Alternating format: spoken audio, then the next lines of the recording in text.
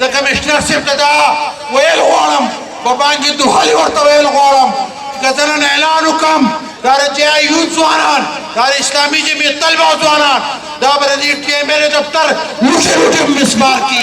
پرونۍ خبره ده چې زما د بجلۍ بل 6,000 روپۍ دی او په 6,000 روپۍ بل پسې 8,000 روپۍ ټیکس راغلی دی. دا ناروا ټیکسونه او وروڼو به دا چغې والې چې خپل وزیر اعلی صاحب به راشي خبره د وطن نقشه بدله کړي. د رسوات به چې کومه محرومي ده دلته چې کوم تکلیفونه دي دلته چې کوم مسایل دي د دې لپاره به خپل څه کردار ادا کړي. لیکن وروڼو هغه خپل وزیر اعلی دا کارنامه وکړه چې د خپل تاریخي کرپشن د پټولو دپاره هغه د کرپشن عجوبه BRT چې د هغې په لاګت کې په اربونو روپۍ اضافه شوې ده د هغې د ریکوري دپاره د ټلیفون په بل کې سپیشل ټیکس لګولی دی چې 500 روپۍ څوک هم د ټلیفون بل داخلې نو هغه به دا BRT دپاره 500 روپۍ بل به ټیکس داخلې. موږ دا مطالبه کوو چې دوی ته د دې آئیني حقوق ورکړی شي د ملکن ډیویژن عوامو ته د دوی آئیني حقوق ورکړی شي. دا ناروا ټیکسونه د خپلو عیاشانو دپاره.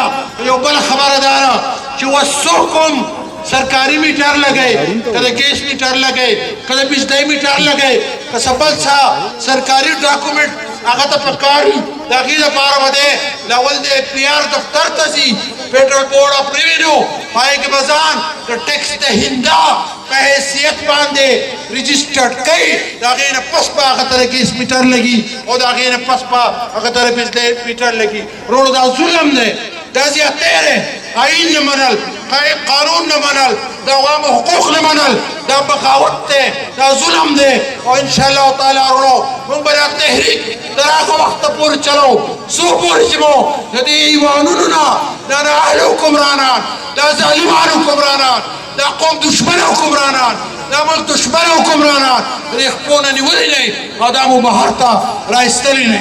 زه دا عرض کومه چې دا زمونږ نننی پروګرام چې دا په ډېر شارټ نوټس باندې د امیر جماعت په حکم باندې مونږ منعقد کو او د دې لپاره چې مونږ کومې بینرې ولګولې د دې لپاره چې مونږ کمپلیکسونه ولګول مونږ د اناونسمنټ دپاره ډي سي صاحب ته درخواست وکړو چې مونږ ته درخواست مونږ ته اجازت راکړئ چې مونږ په 21-22 تاریخ باندې د دې خپلې جلسې لپاره اناونسمنټ وکړو.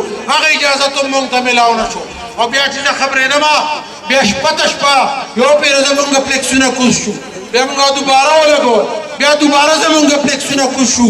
ما تپوس وکړو د انتظامیې نه چې دا ولې د امتیازي سلوک دی. هغې ما ته دا وویې چې دا مونږ نه یو خبر. بیا په دویمه پېره چې مې دې تپوس وکړو ایسي صاحب ما ته دا وویې چې دا د کمشنر صاحب حکم دی. د کمشنر صاحب ته دا ویل غواړم په باندې دوهلي ورته ویل غواړم که زه نن اعلان وکړم دا د JIU ځوانان دا د اسلامي جمعیت طلبه ځوانان دا به د دې TML دفتر لوټې لوټې مسمار کړي.